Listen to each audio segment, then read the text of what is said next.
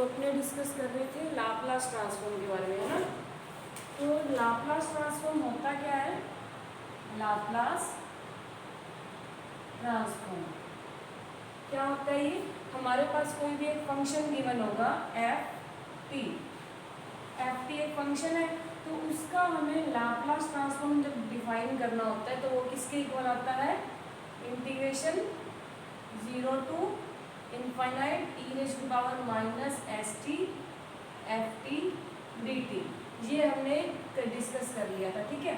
इसके बाद हम क्या कर रहे थे, कुछ फॉर्मूलाज हमने लिखे थे जो कि डायरेक्ट इसको इंटीग्रेशन को बिना सॉल्व किए हम डायरेक्ट फॉर्मूले की हेल्प से लाप्लास ट्रांसफॉर्म फाइंड आउट कर सकते थे। इसके बाद हमने प्रॉपर्टीज डिस्कस की। पहली प्रॉपर्टी हमारे पास थी लीनियर प्रॉपर्टी या फिर लीनियरिटी प्रॉपर्टी। तो लीनियरिटी प्रॉपर्टी क्या कहती है कि हमारे पास कोई भी फंक्शन है एफ टी, किसकी फॉर्म में गिवन है? A f one t plus b f two t, मतलब सम कांस्टेंट की फॉर्म में है प्लस माइनस। तो उसका लाप्लास ट्रांसफॉर्म हम कैसे फाइंड आउट करेंगे? लाप्लास ट्रांसफॉर्म इस पूरे का f one t plus b f two t, ठीक है। तो लाप्लास की लीनियरिटी प्रॉपर्टी क्या कहती है कि जब इस तरह से फंक्शन हो तो लाप्लास ट्रांसफॉर्म इन दोनों के अलग अलग, मतलब अलग अलग ब्रैकेट की फॉर्म में भी फाइंड आउट कर सकते हैं। तो लाप्लास ट्रांसफॉर्म हो गया एफ वन टी वन का अलग plus minus Laplace transform of second function, ये इस तरह से रिप्रेजेंट कर सकते हैं। या फिर यहाँ पे ए बाहर ले लेंगे क्योंकि कॉन्स्टेंट टर्म को अपने बाहर ले लेते हैं। ए बाहर आ जाएगा तो लाप्लास हो जाएगा एफ वन टी का प्लस लाप्लास हो जाएगा एफ टू टी का, और इसको हमने नाम दे दिया, मान लिया capital F one s plus b capital F two s. ये हमारे पास थी लीनियर प्रॉपर्टी। इसके बाद हमने नेक्स्ट कौन सी की थी? शिफ्टिंग प्रॉपर्टी या फर्स्ट शिफ्टिंग थ्योरम। तो first shifting theorem, first shifting theorem क्या कहती है कि हमारे पास कोई भी फंक्शन है p का, इसका लाप्लास ट्रांसफॉर्म किसके इक्वल होता है? fs के इक्वल होता है। तो शिफ्टिंग प्रॉपर्टी क्या कहती है कि अगर हमारे पास इस फंक्शन के साथ कोई भी एक फंक्शन आ जाए p का ही, लेकिन e की पावर में हो, इस तरह से, मतलब इस फंक्शन के साथ लाप्लास ट्रांसफॉर्म आ जाए, तो उसका लाप्लास ट्रांसफॉर्म कैसे फाइंड आउट करते हैं ये हम पहले देख लेंगे, और उस s के अंदर इस e की रेज़ टू पावर p का कोफिशिएंट माइनस कर देंगे। तो इसकी हमें पहचान कैसे करनी होती है कि इस तरह से कोई भी क्वेश्चन दिया होगा t square E raise to power 2t, कुछ फंक्शन दिया होगा, हमें पता है कि हम दोनों दो फंक्शन है, देखो दोनों का इकट्ठा लाप्लास ट्रांसफॉर्म फाइंड आउट नहीं कर सकते। तो हमें क्या करना पड़ेगा? पहले एक फंक्शन चूज करना पड़ेगा। हमें पता है टी की स्क्वायर एक फंक्शन मान लिया हमने, इसका लाप्लास ट्रांसफॉर्म देख लिया। लाप्लास ट्रांसफॉर्म इसका फॉर्मूला होता है कौन सा? T raise to power n का लाप्लास ट्रांसफॉर्म क्या होता है? n फैक्टोरियल अपॉन में s raise to power n plus 1, ठीक है। और टी स्क्वायर का क्या हो जाएगा? 2 फैक्टोरियल अपॉन में s की पावर 3। तो इसका कर लिया। उसके बाद e raise to power 2t है, तो जहाँ पे s था वहाँ s की जगह क्या हो जाएगा? s minus 2। तो इसका आंसर क्या हो जाएगा? 2 फैक्टोरियल अपॉन में s minus 2 raise to power 3। इस तरह से हम फर्स्ट शिफ्टिंग थ्योरम का यूज करते हैं। और ये यूज क्यों होता है? इंटीग्रेशन फाइंड आउट करने के लिए। क्योंकि देखो अगर हमारे पास कोई भी क्वेश्चन है, किसी भी क्वेश्चन में इस तरह से सॉल्यूशन करना है हमें, e raise to power 2t t square dt, अब इसका इंटीग्रेशन करना है। सबसे पहले तो हमें कहीं पे भी, जरूरी नहीं कि ऐसे लाप्लास ट्रांसफॉर्म मेंशन ही किया हो, हमारे पास कहीं पे भी अपने कैलकुलेशन कर रहे हैं तो ये क्वेश्चन आ गया, इस तरह से बीच में इंटीग्रेशन आ रहा है। लेकिन हमें सबसे पहले ध्यान का देना है कि इंटीग्रेशन की लिमिट क्या होनी चाहिए? 0 से इनफाइनाइट। अगर 0 से इनफाइनाइट लिमिट होगी तभी वो लाप्लास ट्रांसफॉर्म की हेल्प से सॉल्व हो सकेगा। 0 से इनफाइनाइट लिमिट चेक कर ली, बन रही है। इसके बाद हम इसके अंदर फंक्शन देखेंगे, फिर हम इसका सीधा ही लाप्लास ट्रांसफॉर्म निकाल सकते हैं। s की जगह कोई और वेरिएबल भी रख लो, कोई दिक्कत नहीं। तो ये हमारे पास आ गई फर्स्ट शिफ्टिंग थ्योरम। इससे रिलेटेड हमने लास्ट क्लास में क्वेश्चन भी किया था ना एक, एक बार और थोड़ा सा हाई लेवल का क्वेश्चन देखते हैं, फिर उसके बाद नेक्स्ट थ्योरम आपको बताऊंगी।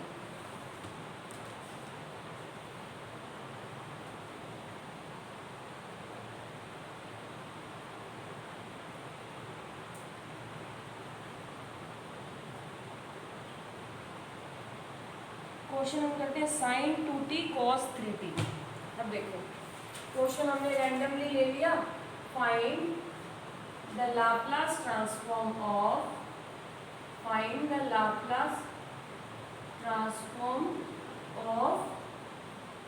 sin 2t cos 3t। अब ये दो फंक्शन है, देखो इसमें से एक को तो हम एज इट इज रख लेंगे और दूसरे को हम e की पावर में चेंज करेंगे, क्योंकि दोनों का इकट्ठा तो हम फाइंड आउट कर ही नहीं सकते। अभी तक तो हमने ऐसी कोई प्रॉपर्टी नहीं पढ़ी कि हम इन दोनों का इकट्ठा फाइंड आउट कर सकते हो, लेकिन हमने फर्स्ट शिफ्टिंग थ्योरम पढ़ी हुई है। तो हम क्या करेंगे, इन दोनों में से किसी एक को तो फंक्शन सीधा मान लेंगे, उसका लाप्लास ट्रांसफॉर्म निकाल लेंगे, और जो सेकंड फंक्शन होगा उसको हम e की पावर में चेंज कर देंगे। तो करो इसको, क्वेश्चन को।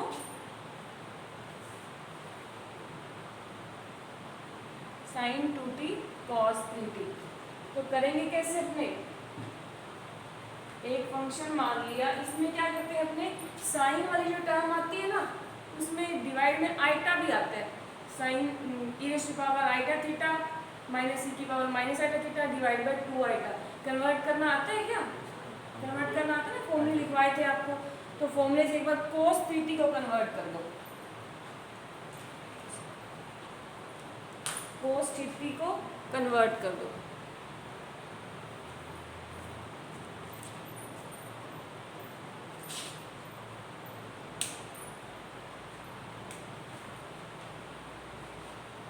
तो सबसे पहले हमने एक फंक्शन मान लिया sin 2t, cos 3t को एक बार रहने देते हैं, ठीक है। sin 2t का लाप्लास ट्रांसफॉर्म क्या होगा, फॉर्मूले नोट किए थे, लिखिए, चलो बता देती हूँ।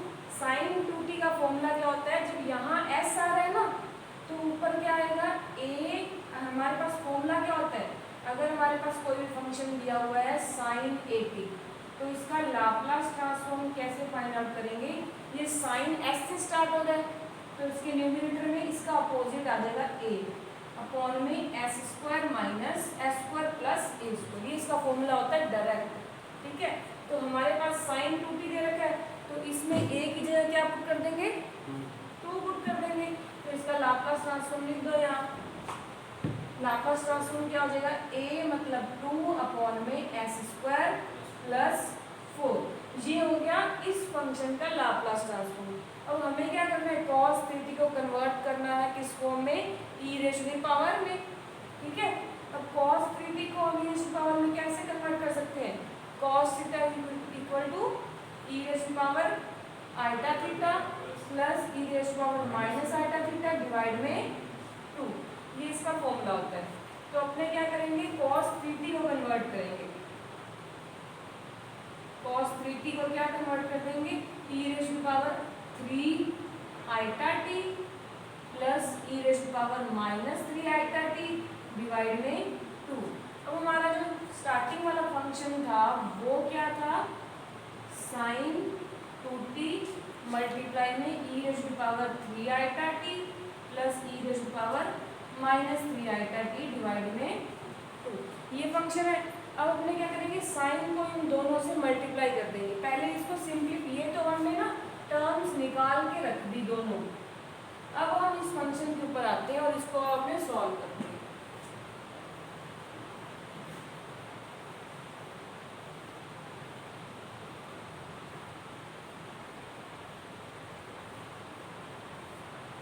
सॉल्व करने के लिए हम इस फंक्शन को थोड़ा सिंप्लीफाई करते हैं। एफ टी क्या आ जाएगा, sin 2t e raise to power 3 iota t divide by 2 plus 1/2 sin 2t e raise to power minus 3 iota t। इसको हमने इस तरह से स्प्लिट कर लिया फंक्शन को। अब हम इसका लाप्लास ट्रांसफॉर्म निकालते हैं। लाप्लास, अब इसमें शिफ्टिंग प्रॉपर्टी लगा देंगे कि हमें पता है कि sin 2t का तो क्या होता है 2 अपॉन में s स्क्वायर प्लस 4, और जब e की पावर में कुछ आ जाए तो s की जगह क्या हो जाता है, वो एस माइनस ए आ जाता है। 1/2 एज इट इज पड़ा रहा, 2 ऊपर, एस की जगह क्या हो जाएगा, एस माइनस 3 आइटा का होल स्क्वायर प्लस 4, प्लस का 4 ये आ गया, ठीक है। ये हमारे पास फर्स्ट स्टेप का होगा, प्लस 1/2 ऊपर फिर से 2 एस, एस यहाँ पे एस स्क्वायर है तो यहाँ पे क्या देगा एस, और ए की जगह क्या है माइनस 3 आइटा, तो ये क्या देगा प्लस का 3 आइटा उसका होल स्क्वायर प्लस 4, सही है। फिर से इसको सिंप्लीफाई कर देंगे तो 1 में s minus 3 iota square plus 4, plus में क्या हो जाएगा 1 में s plus 3 iota square plus 4, तो ये इसका लाप्लास ट्रांसफॉर्म हो गया, ठीक है। समझ में आ गया शिफ्टिंग प्रॉपर्टी।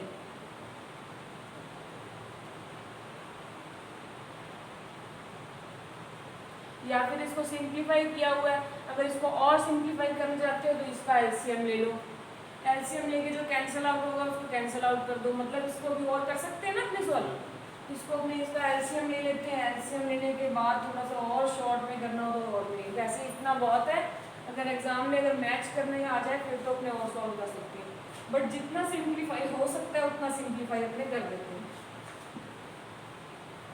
इसके अपने नेक्स्ट थ्योरम पढ़ते हैं Laplace transform of derivatives. Next property है Laplace transform of derivatives, Laplace transform of derivatives, मतलब अगर कोई फंक्शन का डिफरेंशिएशन दिया हुआ है हमें तो उसका लाप्लास ट्रांसफॉर्म कैसे निकालेंगे, ठीक है।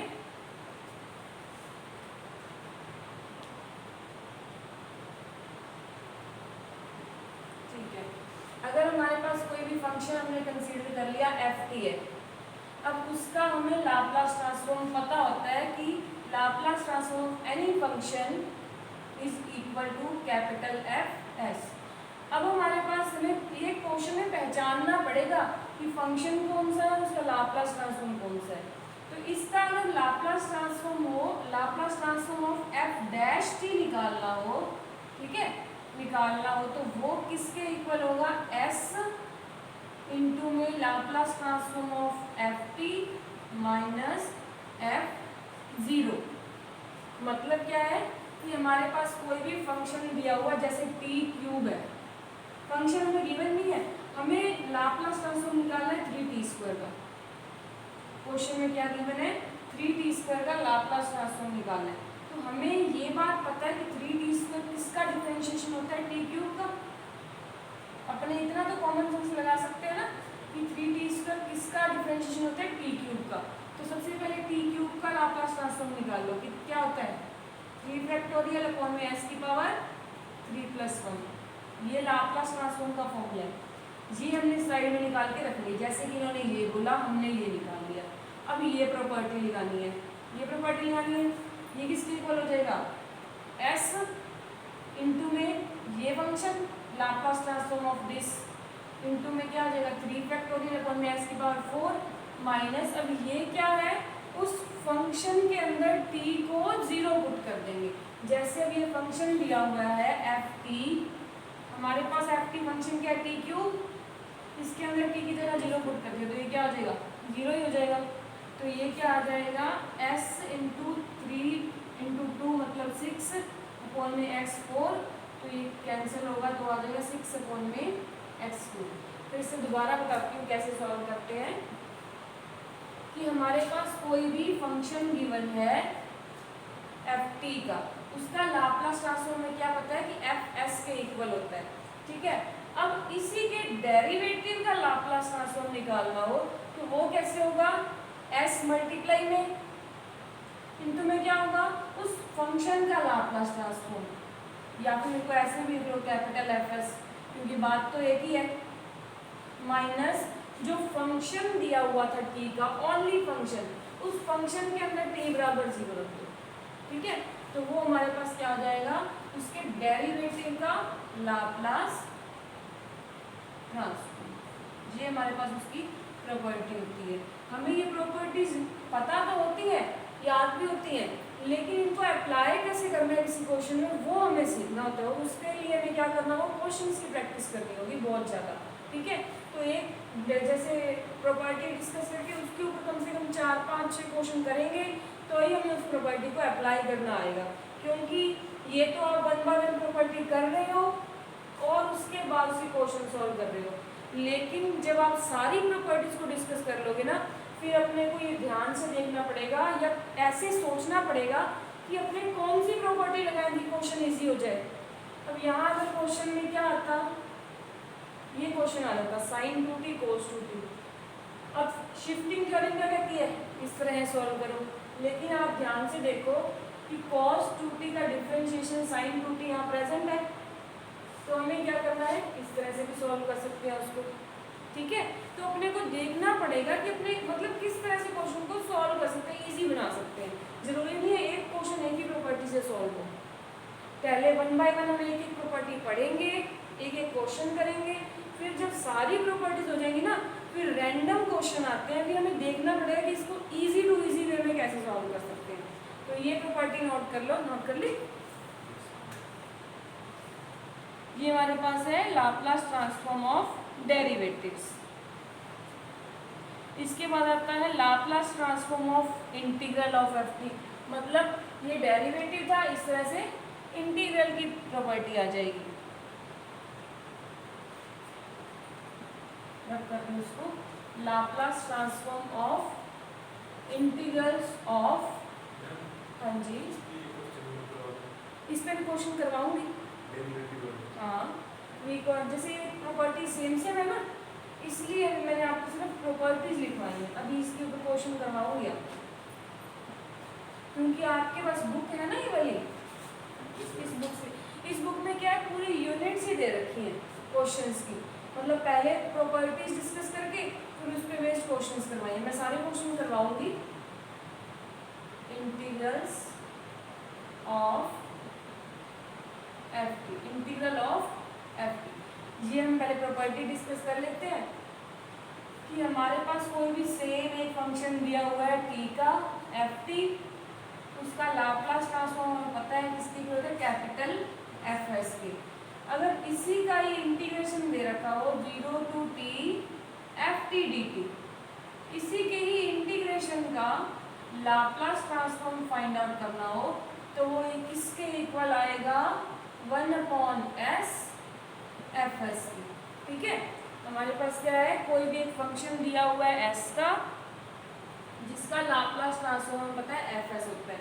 अगर इस फंक्शन के इंटीग्रल का 0 से t लिमिट के अंदर इंटीग्रल का हमें लाप्लास ट्रांसफॉर्म निकालना तो वो किसके इक्वल होगा, एफ एस तो आएगा ही आएगा, उसके साथ में डिवाइड बाय एस आ जाएगा। ये इसकी प्रॉपर्टी होती है, इंटीग्रल ऑफ एफ टी। एक बार सारी प्रॉपर्टीज डिस्कस करवा देती हूँ। जैसे 2 प्रॉपर्टीज होगी, तीसरी प्रॉपर्टी है Laplace transform of t into f t, t raise to the power f T.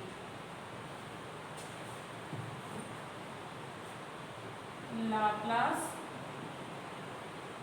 Transform of t raise to the power n into f t. अब फिर से हम डिफाइन करते हैं कि एक फंक्शन है t का जो कि t की सारी वैल्यूज के लिए एग्जिस्ट करना चाहिए।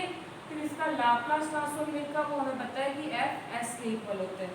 अगर इस फंक्शन के साथ t की पावर n हो, t की पावर n हो, जैसे कि मैंने आपको एग्जांपल दिया था ना अभी, जैसे फंक्शन क्वेश्चन आ जाए sin 2t into t raise to power 8।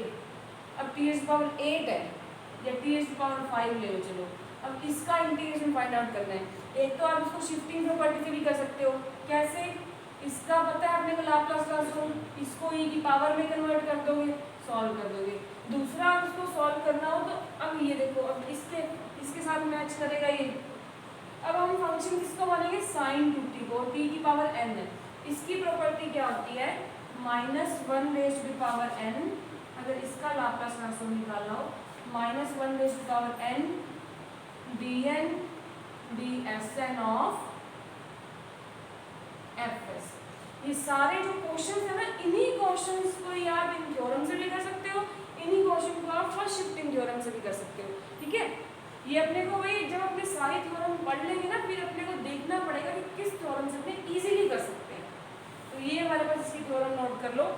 अगर हमारे पास कोई फंक्शन दिया हुआ है t का, उसका लाप्लास ट्रांसफॉर्म होगा एफ एस, तो अगर उसमें t raise to power n में कुछ मल्टीप्लाई आता है तो उसका लाप्लास ट्रांसफॉर्म किसके इक्वल होता है? -1 raise to power n dn dsn of f s. ये इसकी नेक्स्ट प्रॉपर्टी है।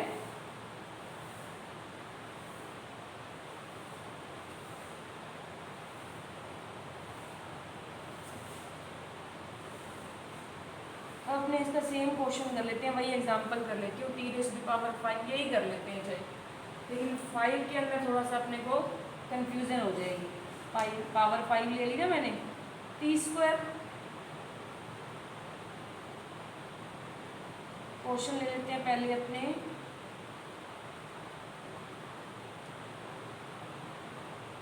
T cube e raise to power -3।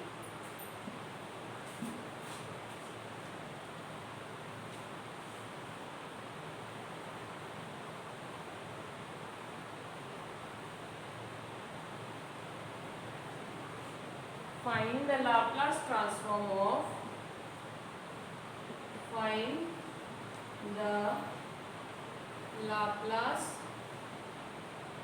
transform of t cube e raised to power -3t। अब इसमें अपने दो तरह से इस क्वेश्चन को सॉल्व कर सकते हैं, दो तरह से, दो प्रॉपर्टीज लगा के। कौन कौन सी प्रॉपर्टीज लगा सकते हैं बताओ? हाँ, उसके बाद इसमें जो फर्स्ट शिफ्टिंग थ्योरम है वो लग जाएगी। फर्स्ट शिफ्टिंग थ्योरम के लिए हमें फंक्शन किसको मानना पड़ेगा? टी क्यूब को, है ना? और टी क्यूब को फंक्शन मान लिया, इसका हमारे पास लाप्लास ट्रांसफॉर्म किसके इक्वल होगा? 3 फैक्टोरियल अपॉन में s की पावर 3 प्लस 1 मतलब 6 अपॉन में s की पावर 4। अब हमने फर्स्ट शिफ्टिंग थ्योरम लगा दी। फर्स्ट शिफ्टिंग थ्योरम क्या कहती है? e raise to power 80 ft हो तो वहाँ क्या आ जाता है, इसके लाप्लास ट्रांसफॉर्म के अंदर a माइनस हो जाता है। तो इसका क्या करेंगे? Laplace transform of t cube e raise to power -3t है। तो ये हमारे पास 6 s रेज़ टू पावर 4 है। 4 के अंदर क्या हो जाएगा? s plus 3 raise to power 4। ये सॉल्व कर सकते हैं। ठीक है, अब दूसरा अपने अगर दूसरा थ्योरम माइंड में आ गया, आपके माइंड में पहले क्या क्लिक किया कि फर्स्ट शिफ्टिंग थ्योरम से हो जाएगा। अब अगर इस थ्योरम से करें t raise to power n ft, उस कंडीशन में क्या सॉल्व करेंगे इसको? उस कंडीशन में फंक्शन, अब यहाँ हमने फंक्शन किसको माना? टी क्यूब को। यहाँ फंक्शन किसको मान लेंगे? हाँ, e raise to power -3t को। अब इसको कोई बात नहीं, ऐसे भी सॉल्व करके देख लेते हैं, दोनों मेथड से सॉल्व करके देख लेते हैं। इस मेथड से भी सॉल्व कर लेते हैं।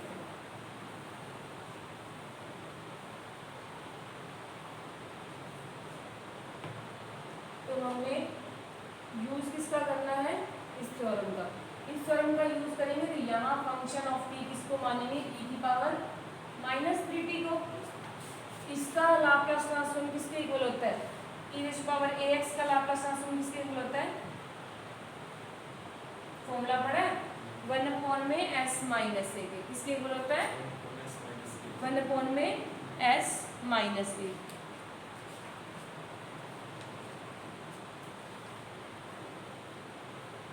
हमें पता है कि Laplace transform of e raise to power 80 equal होता है 1 अपॉन में s माइनस a के।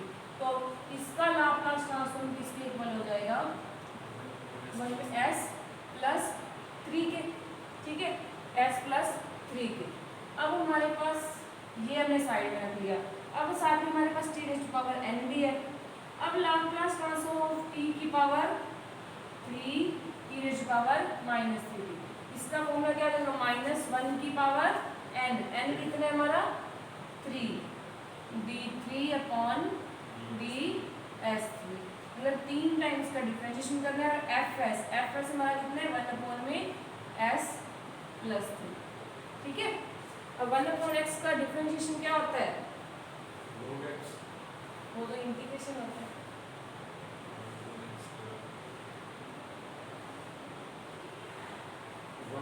-1/x²। हाँ वेरी गुड। तो इसका क्या होगा -1 की पावर 3 तो माइनस ही आ गया, ठीक है। अब d² अलग कर दिया, पहले एक पावर करते हैं इसकी, ठीक है।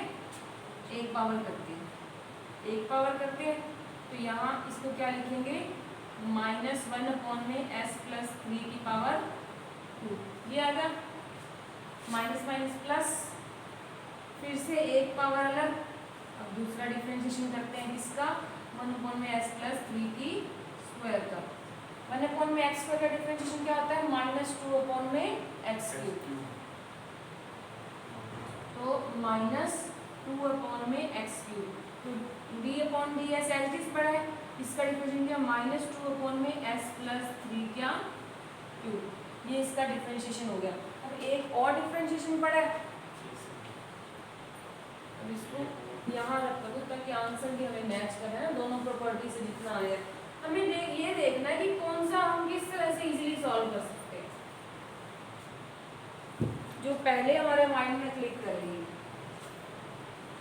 तो माइनस माइनस प्लस हो गया, 2 बाहर ले लिया, d/ds ऑफ 1 में s प्लस 3 का क्यूब। अब 1/x³ का इंटीग्रेशन डिफरेंशिएशन क्या होता है? देखो x की पावर -3 x की पावर n-1, ठीक है। -3 में x की पावर -4 या अपॉन में x4। अब इसका डिफरेंशिएशन क्या हो जाएगा -3 में s प्लस 3 की पावर 4। तो आंसर क्या आ जाएगा -6 में s प्लस 3 की पावर 4। यहाँ प्लस और माइनस का चेंज आ रहा है ना, कुछ मिस्टेक तो नहीं हुई हमसे?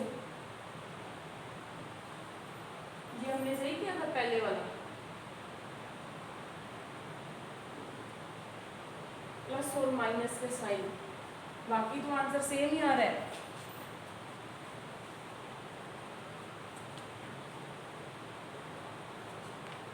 नोटबुक में चेक करना अपनी, सही है मैम। ये सही है। हाँ। फिर माइनस साइन की गलती कहाँ, माइनस साइन नहीं आएगा, या तो कुछ ना कुछ यहीं माइनस की गड़बड़ हुई है। अपने इसको फिर से चेक करते हैं। e⁻−3t है, s माइनस a के इक्वल आएगा -1 में s प्लस 3, ठीक है। ये माइनस बाहर पड़ा रहा, इसका क्या हो जाएगा एक और माइनस आ गया, तो माइनस माइनस हमने प्लस कर दिया। फिर इसका फिर से डिफरेंशिएशन किया, फिर से एक माइनस आ गया। ये हम बाहर से माइनस कहाँ पड़ा था, ये मैंने दो माइनस लगा दिए, है ना। यहाँ क्या हुआ d/ds पड़ा रहा, इसका माइनस एक ही आएगा, तो एक ही आएगा तो वो यहाँ साथ चलेगा, बाद में क्या हो जाएंगे ये प्लस हो जाएंगे। तो दोनों प्रॉपर्टीज लगा के हमने सॉल्व करके देख लिया। अब अपने देखेंगे कि जैसे हमें इजी लगता है ना, जिस प्रॉपर्टी का यूज़ करके हमें वैसे ही फाइंड आउट करना है। आपके क्वेश्चन में अब जैसे अब एक प्रॉपर्टी करते हैं तो उसको अप्लाई करना इजी हो जाता है, लेकिन जब सारी प्रॉपर्टीज एक साथ पढ़ते हैं ना, तब हमारा दिमाग थोड़ा सा ऐसे होता है कि हम कौन सी प्रॉपर्टी लगाएं। तो जो सबसे पहले आपको क्लिक करें या जो सबसे पहले ईजी लगे, ठीक है, उस प्रॉपर्टी का यूज़ करके हम सॉल्व कर लेंगे। इसके और भी क्वेश्चन देखते हैं अपने।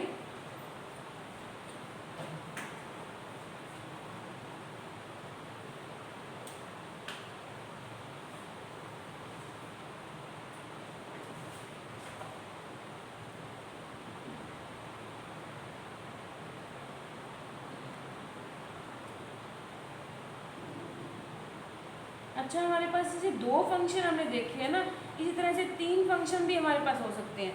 जैसे अपने इस तरह से करते हैं,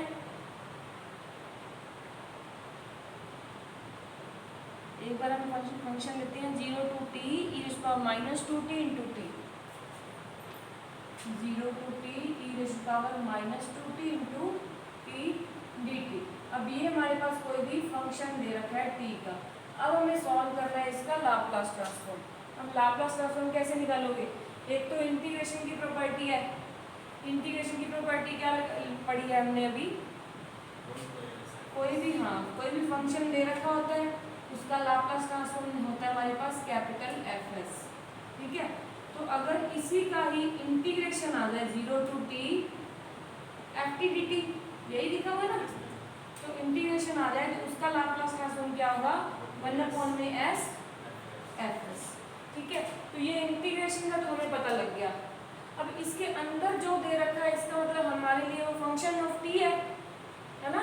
अब पहले हम इसका इन दोनों का लाप्लास ट्रांसफॉर्म, यहाँ पे 3 क्वेश्चन है, आप देखो 3 थ्योरम लगेंगी, एक तो इंटीग्रेशन वाली लगेगी और इसके अंदर भी 2 इकट्ठे हैं, और हमें 2 इकट्ठे हमने पढ़े नहीं हुए किसी भी थ्योरम में तो पढ़े हुए हैं, लेकिन डायरेक्ट हमें नहीं पता कि इन दोनों का एक साथ लाप्लास ट्रांसफॉर्म क्या होगा, हमें डायरेक्ट तो नहीं पता। फर्स्ट शिफ्टिंग थ्योरम से नहीं हो सकता? हो सकता है, फर्स्ट शिफ्टिंग थ्योरम से भी हो सकता है, और जो हमने अभी ये वाली पढ़ी है t⁻n�ft वाली, उससे भी हो सकता है। सभी क्या पहले पढ़ा है?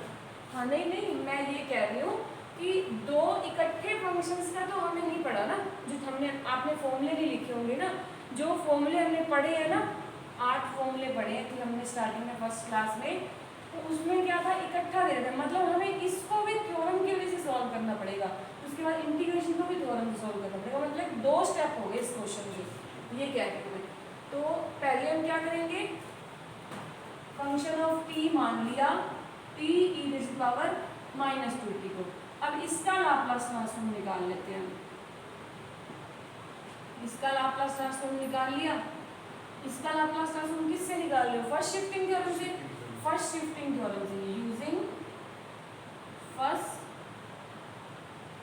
Shifting theorem. First shifting theorem कहती क्या है कि हमारे पास फंक्शन के साथ कोई भी e की पावर में आ जाए तो हमारा क्या होता है, एफ एस जो होता है वो चेंज हो जाता है s माइनस ए से। तो इसमें हमारे पास पहले t मान लिया हमने, t का लाप्लास ट्रांसफॉर्म क्या हो जाएगा, 1 फैक्टोरियल अपॉन में s की पावर 1 प्लस 1, मतलब 1/में s स्क्वायर, ठीक है। अब Laplace transform of e⁻⁻2t into t क्या हो जाएगा, s की जगह चेंज क्या कर देंगे, s माइनस ए, मतलब s प्लस 2, है ना।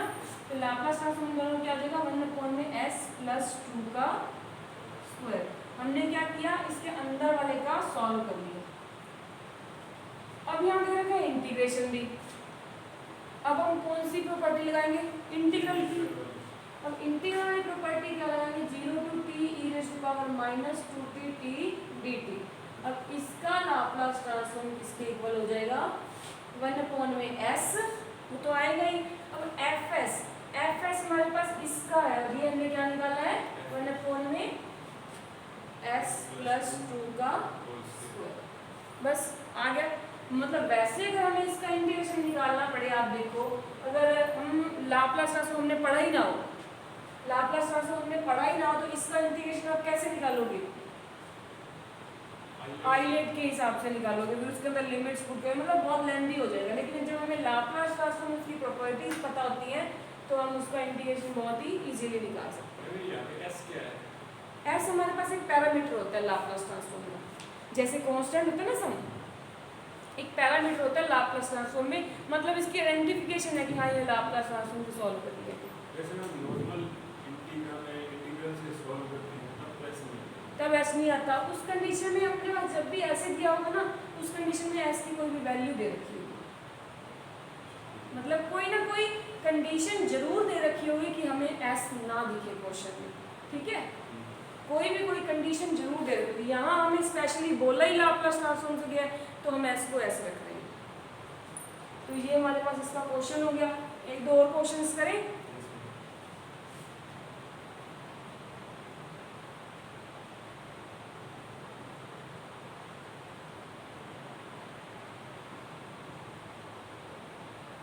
अब हम 3 फंक्शन ले लेते हैं टोटल, मतलब 3 फंक्शन ले लेते हैं, उसका इंटीग्रेशन अपनी मर्जी से क्वेश्चन बना रहे हैं हम अपनी, ठीक है, मतलब बुक से देख के क्वेश्चन नहीं मैं बना रही, मतलब उसमें कुछ ना कुछ ऐड करके जा रही हूँ। तो हम मान लेते हैं कि हमारा एक फंक्शन है, उसका हम खुद से लाप्लास ट्रांसफॉर्म फाइंड आउट करेंगे, जो भी हमें प्रॉपर्टी लगानी है उसकी हेल्प से। फंक्शन हमारे पास है t square E raise to power minus two t, t square E raise to power minus two T cos 3t, इसका इंटीग्रेशन 0 टू टी डी। अब ये तीन फंक्शन दे दिए, देखो तीन फंक्शन दे दिए। अब कैसे सॉल्व करोगे इसको? तीन फंक्शन है और चौथी इंटीग्रेशन की प्रॉपर्टी है। अब बुक से मैंने नहीं देखा, बुक के अंदर हिंट लेके क्वेश्चन को चेंज कर दिया। कोई इंटीग्रेशन नहीं दे रखा बुक में, तो ये भी मैंने चेंज कर दिया। ठीक है, अब आपके माइंड में क्या आता है? सबसे पहले अंदर वाले को, बाहर वाले को देखते हैं। इंटीग्रेशन की प्रॉपर्टी क्या कहती है कि अंदर वाले का लाप्लास करके उसका डिवाइड बाय एस कर दो। बाहर वाला इंटीग्रेशन ये कहता है, तो हमें इसको इंटीग्रेशन के ऊपर छोड़ देते हैं। बच्चा क्या हमारे पास T square E raise to power minus two T cos 3t। सबसे पहले हम सॉल्व करते हैं कॉस 3t को, कॉस 3t। सबसे पहले इसका लाप्लास ट्रांसफॉर्म निकाला। क्या होता है? अगर c दे रखा होता है, ऊपर s नहीं दे रखा, तो मैंने लगा था ऊपर s आएगा। जब यहाँ साइन का फंक्शन होता है तो साइन s से स्टार्ट होता है। इसका मतलब ये मतलब ट्रिक है कि याद करने की, कोई ऐसे मेंशन नहीं है। आपको याद करने का तरीका बताया कि कब ऊपर s आएगा और कब ऊपर a आएगा, क्योंकि साइन और कोस के फॉर्मूले लगभग सेम है, न्यूमरेटर का फर्क है। तो जब कॉस का फंक्शन होता है तो मतलब c से स्टार्ट हो रहा है, s नहीं है तो यहाँ s आएगा। ठीक है, डिवाइड में s square plus a square, a हमारा क्या है 3, a स्क्वायर मतलब 9। ठीक है, ये हमने इसका cos 3t का निकाल लिया। अब हम लेते हैं e raise to power 2t को भी साथ में। मैं भी यहाँ पे आपने अब जो ये नहीं किया उसको हाइड्रोबल लिख दें, जैसे वो करते थे ना। हाँ तो चेंज करते थे, लेकिन अब हम ऐसे कर सकते हैं। पहले हमने कोई और थ्योरम नहीं पढ़ी थी, अब हमने शिफ्टिंग थ्योरम नहीं पढ़ी थी, दूसरी थ्योरम पढ़ रखी है। पहले क्या कह रहे थे? अच्छा आप ये कंफ्यूज नहीं हो रहे ना, पहले हमारे पास क्वेश्चन पता कैसे था? दोनों साइन के थे या दोनों कोस के थे, तो किसी एक को तो चेंज करना ही था ना बेटा। अब हमारे पास सीधा इस तरह से है, पहले हमने छोटा फंक्शन ले लिया cos 3t, इसका लाप्लास ट्रांसफॉर्म निकाल लिया। अब इसके बाद ये भी ऐड कर दिया, e की पावर तो हमारे पास ऑलरेडी है ही। अब e की पावर 2t cos 3t है। अब हम यहाँ कौन सी थ्योरम लगा देंगे? First shifting. फर्स्ट शिफ्टिंग क्या कहती है? कोई भी फंक्शन है उसका e की पावर में कुछ आ रहा है, तो हम क्या करेंगे? s की जगह s माइनस a कर देंगे। अब ये हमारे पास s को s स्क्वायर प्लस 9 था, अब यहाँ क्या करेंगे? s प्लस 2 है, जो कि e की पावर माइनस 2 है, तो यहाँ s प्लस 2 में s प्लस 2 का स्क्वायर प्लस 9। ठीक है, ये हमारे पास इसका लाप्लास ट्रांसफॉर्म हो गया। अब हम इस तरह टी स्क्वायर को भी ले आएंगे, तीसरे फंक्शन को, t square E raise to power minus 2t cos 3t। इन दोनों तक तो हम पहुंच ही चुके हैं, नेक्स्ट प्रॉपर्टी रहेगी। अब इसका निकालें। अब हमने अभी एक प्रॉपर्टी पढ़ी है ना, t raise to power n वाली, t raise to power n वाली पढ़ी है, उसके अलावा और कोई प्रॉपर्टी लगेगी? वो तो फिर अकेले, वो पता है क्या होता है, वो अकेले अकेले के साथ लगती है, जैसे only t raise to power 2 लिखा होता। अब इसके साथ कुछ और भी है तो हम ऐसे नहीं कर सकते। आप कह रहे हो इन तीनों का अलग अलग लाप्लास ट्रांसफॉर्म निकालना है, लेकिन वो तो लीनियर प्रॉपर्टी में बीच में प्लस माइनस होना चाहिए। यहाँ हमारे पास तीन फंक्शन की जगह मल्टीप्लाई है, तो हम तीनों का अलग अलग नहीं निकाल सकते, हमें प्रॉपर्टीज की हेल्प से ही निकालना पड़ेगा। फिर मैम आपने cos 3t निकाला कि नहीं सिंगली? वो तो स्टार्टिंग में किया है, उसके कोई मतलब हमें क्या होता है, कोई भी लाप्लास ट्रांसफॉर्म निकालना होता है तो सबसे पहले हमें कुछ ना कुछ फंक्शन तो ऐड करना ही पड़ता है, और प्रॉपर्टी में उसके साथ कुछ ना कुछ ऐड होता रहता है। शिफ्टिंग के फर्स्ट शिफ्टिंग है तो e की पावर समथिंग ऐड हो गया, उसके अंदर t raise to power n add हो गया, उसके अंदर इंटीग्रेशन ऐड हो गया।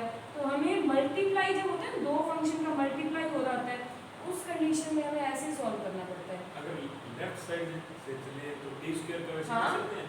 हाँ कर सकते हैं बिल्कुल, आप देखो लेफ्ट साइड से कर सकते हैं देखो, और लेकिन इसमें दिक्कत क्या आएगी वो आप देखना। कोई बात नहीं, जिस तरह से माइंड घूमे एक बार उस तरह से चलाते हैं। तो हमने स्टार्ट क्या किया, फंक्शन इसको मान लिया, टी स्क्वायर को मानना ना, फंक्शन हमने मान लिया टी स्क्वायर को। सबसे पहले इसका लाप्लास ट्रांसफॉर्म निकाल लिया, क्या आएगा 2 फैक्टोरियल 2 अपॉन में टी की पावर s की power 3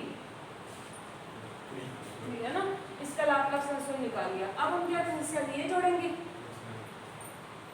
Laplace transform of T square तो था ही, साथ में आ गया e minus 2t t square. अब ये क्या कहती है फर्स्ट शिफ्टिंग थ्योरम, 2 की जगह s की जगह क्या हो जाएगा s प्लस 2 का क्यूब, ठीक है।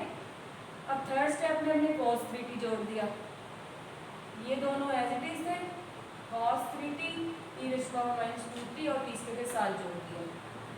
अब cos 3t के साथ आपने प्रॉपर्टी कोई पढ़ी है? अब जब दो का लाप्लास ट्रांसफॉर्म हमें पता है, तीसरे का लाप्लास ट्रांसफॉर्म इसके साथ ऐड करना, तो हमें कोई प्रॉपर्टी हमने पढ़ी नहीं, लेकिन फिर भी हम इसको सॉल्व कर सकते हैं। कैसे? अब हमें cos 3t को चेंज करना पड़ेगा, e power iota theta plus e की power minus iota theta divide by 2। अब मैंने यहाँ पे लास्ट में t स्क्वायर को क्यों रखा था इधर? क्योंकि हमें पता है कि t की पावर n की प्रॉपर्टी होती है, लेकिन हमें ये नहीं पता कि cos 3t की प्रॉपर्टी होती है। लेकिन फिर भी हम इस क्वेश्चन को सॉल्व कर सकते हैं ऐसे ही, क्योंकि है तो दोनों सेम क्वेश्चन, ये सॉल्व हो सकता है तो ये भी सॉल्व हो सकता है।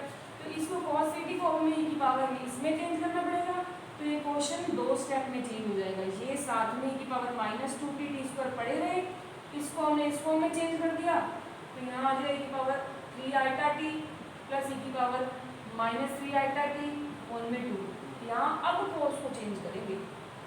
आपने स्टार्टिंग में टी स्क्वायर लिया, शुरू से तो इजी हो गया। अब मैंने ये क्यों लिया? क्योंकि हमें ओनली कॉस की का फॉर्मूला पता है, लेकिन थ्योरम की फॉर्म में कॉस का फॉर्मूला नहीं पता, इसलिए मैंने ये यूज किया था, ठीक है। इसके आगे कैसे सॉल्व करेंगे? कैसे सॉल्व कर लेते हैं? हाँ, ई वाले दो हो गए ना। अब हम हमारे पास बीच में प्लस आ गया, देखो, और प्लस के कारण अलग अलग हो सकते हैं। देखो लीनियर प्रॉपर्टी पढ़ी हमने, यहाँ हम क्या करेंगे, e to power minus 2t t square as it is है, cos 3t को क्या कर दिया, e की power 3 iota t plus e की power minus 3 iota t divide by 2, ऐसे कर लिया। अब हम क्या करेंगे, इन दोनों को सेपरेट कर सकते हैं, 1/2 बाहर निकाल दिया, Laplace transform e to power minus 2t t square e to power 3 iota t अलग कर दिया प्लस 1/2 लाप्लास ट्रांसफॉर्म तो एज इट इज पढ़ा ही था, और इसका दूसरे ब्रैकेट के साथ कर दिया e की पावर माइनस 3 आइटा t, ठीक है। अब इसका हमें पता है, इससे फिर से वो शिफ्टिंग थ्योरम लग जाएगी। अब इसका लाप्लास ट्रांसफॉर्म क्या है, ये,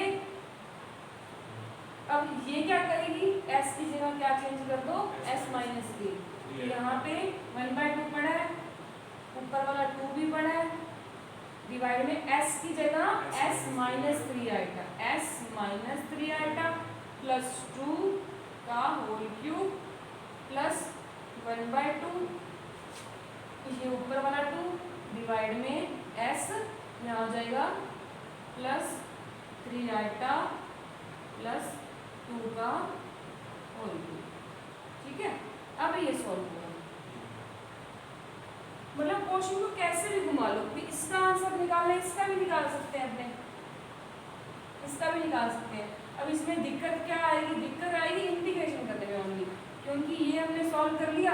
अब नेक्स्ट क्वेश्चन क्या है, टी की बात टी स्क्वायर रही थी ना, टी स्क्वायर इसका माइनस 2t cos 3t, इसका लाप्लास ट्रांसफॉर्म कैसे, ये अलग सेम क्वेश्चन है, अलग मेथड से किए हुए हैं ना। अब इसका क्या हो जाएगा, इंटीग्रेशन निकालना पड़ेगा। ये क्या कहता है, t की पावर n दिया हो तो minus 1 raise to power n dn dsn of fs, fs हमारा ये है, इस सारे को यहाँ रख दिया, s प्लस 2 अपॉन में s प्लस 2 का होल स्क्वायर प्लस 9। अब यहाँ पे इंटीग्रेशन करना है, माइनस 1 की पावर 2 हो जाएगा, वो प्लस हो जाएगा, ये d2 ओवर ds2।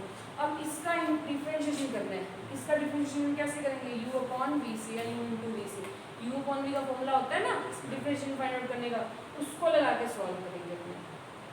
फिर उसके बाद लास्ट में हम 0 से t ये भी पढ़ा है, 0 से 1/s बाहर इसके लगा दिया, और इसको दो बार डिफरेंशिएशन करने के बाद जो आएगा उसका 1/s कैसे कर दिया। समझ में आया कि हमारे पास बड़े बड़े डिफरेंशिएशन अभी तो फिर भी छोटे लेवल के हैं, अभी भी जब इसके मतलब आप बाद में जब सॉल्व करोगे ना तो इतने बड़े बड़े क्वेश्चंस आया करेंगे कि अभी मान लो अब सिंपल इसका आपको इंटीग्रेशन फाइंड आउट करना हो, लाप्लास ट्रांसफॉर्म आपको आता ही नहीं है, ये क्वेश्चन हमने दे दिया, इसका इंटीग्रेशन आप 3 स्टेप में कैसे करोगे? बहुत मुश्किल है ना।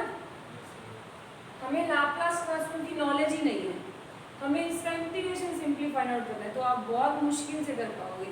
लेकिन जब हमें लाप्लास ट्रांसफॉर्म और उसकी प्रॉपर्टीज की नॉलेज है कि प्रॉपर्टीज लगाते कैसे, याद सबको होती है प्रॉपर्टीज, लगानी आपको आनी चाहिए, लगानी आनी चाहिए। इसके बाद आप देखो कि कैसे सॉल्व करेंगे, और इससे देखो क्वेश्चन बहुत ज़्यादा इजी हो जाता है। ये 5-6 स्टेप में 7 स्टेप में क्वेश्चन हो रहे हैं, ठीक है। तो आज हमने 3 प्रॉपर्टीज डिस्कस की है ना, कौन कौन सी?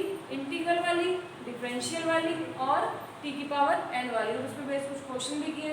बाकी क्वेश्चन हम इसकी कल की क्लास में डिस्कस करेंगे, ठीक है।